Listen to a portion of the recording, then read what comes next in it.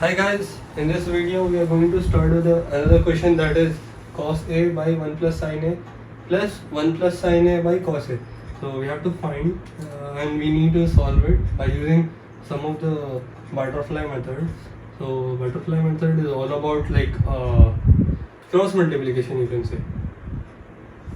So sin cos is multiplied and it becomes cos square A plus it again here multiplied and it becomes 1 plus sin A whole square by, here we can write here as cos A plus 1 plus sin A.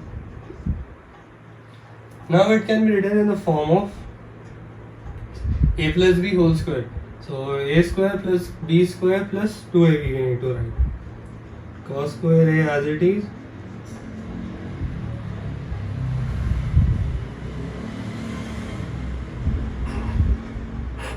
we need to write, and we need to write 1 square A square 1 square plus sin square A plus 2AB. So 2AB can be written in the form of 2 sin A by cos A 1 plus sin A as it is we write it. Now the first thing we need to use is, as this can be written, this both, if we make it, if we combine it or if we club it together, it becomes a sin square A cos square A. So we need to get the answer as sin square A cos square A identity gives us 1.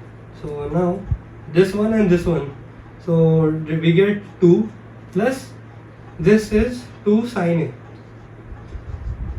by cos A 1 plus sin A. After that, the next thing we need to do is take common 2 from both sides. So 1 plus sin A by, this is cos A 1 plus sin A 1 plus sin A. So this 1 plus sin A and 1 plus sin A gets cancelled and we get the answer as 2. 1 by cos can be written in the form of secant.